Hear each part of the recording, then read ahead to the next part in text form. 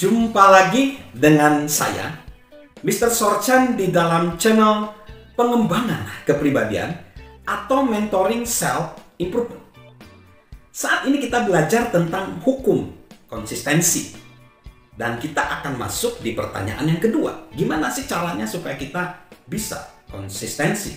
Pertanyaan yang kedua adalah, tahukah sahabat Mr. Sorchan, cara kita seharusnya bertumbuh?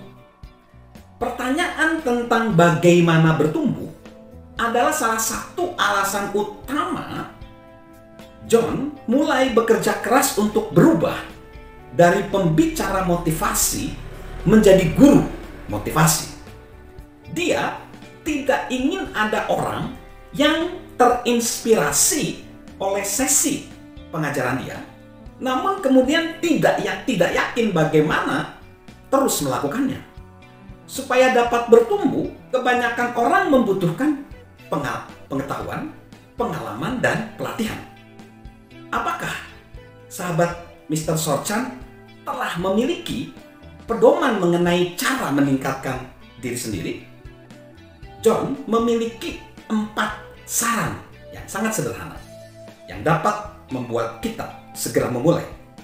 Saran yang pertama, sesuaikan motivasi kita dengan tipe kepribadian kita.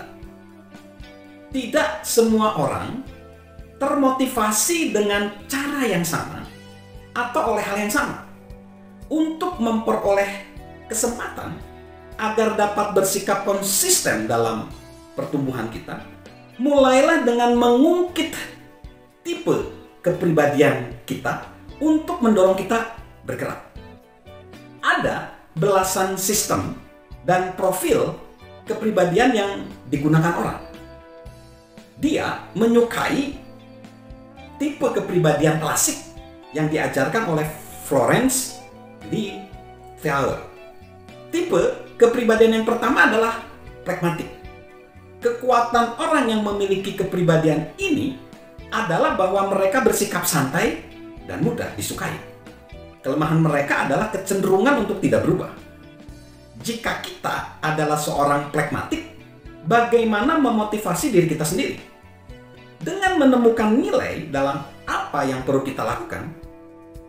Jika seorang pragmatik melihat nilai dalam melakukan sesuatu, mereka dapat menjadi orang yang gigih atau keras kepala dibanding tipe-tipe kepribadian lainnya. Di ujung yang berlawanan, ini pragmatik, di ujungnya lagi dalam spektrum kepribadian ada orang-orang kolerik.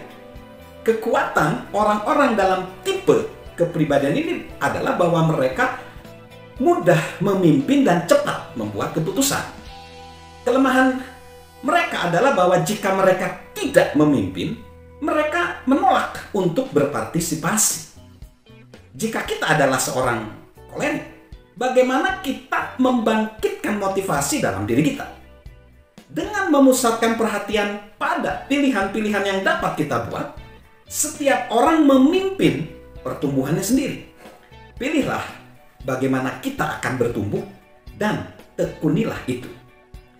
Tipe kepribadian yang paling menyukai kesenangan adalah orang-orang sanguin.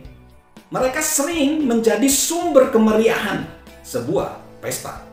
Kelemahan mereka adalah sering kehilangan fokus. Jika kita adalah seorang sanguin, bagaimana kita memotivasi diri kita sendiri untuk bertumbuh? Dengan menjadikannya permainan. Bila itu tidak mungkin dilakukan, berikanlah upah pada diri kita sendiri setiap kali kita mengalami peningkatan keberhasilan. Tipe kepribadian yang terakhir adalah melankolis. Ini adalah kehidupan para perfeksionis. Perhatian pada rincian adalah kekuatan mereka. Tetapi karena mereka sangat ingin melakukan segala sesuatu secara sempurna, mereka takut membuat kesalahan. Jika kita adalah orang-orang yang melankolis, bagaimanakah kita memotivasi diri sendiri melampaui ketakutan tersebut? Dengan memusatkan perhatian pada sukacita, mempelajari rincian dan potensi untuk mengembangkan suatu tingkat kemahiran atas subjek kita. Seperti yang sudah dapat kita lihat, setiap kepribadian memiliki kekuatan. Kita hanya perlu mengeluarkan kekuatan kepribadian kita tersebut untuk mempersiapkan diri kita sendiri untuk meraih sukses dalam kaitannya dengan motivasi. Kita akan lanjutkan hal yang kedua ya dari pertanyaan bagaimana kita bisa konsisten dan bertumbuh ya. Kita lanjutkan di segmen berikutnya, dan salam untuk bertumbuh senantiasa. Salam sukses luar biasa, salam menggali potensi diri dari saya, Mr. Sorchan. Halo guys, sahabat Mr. Sorchan. Yuk subscribe channel Mr. Sorchan, beri komentar dan share agar orang lain bisa menjadi lebih baik. Salam sukses luar biasa, salam sehat selalu dari saya, Mr. Sorchan.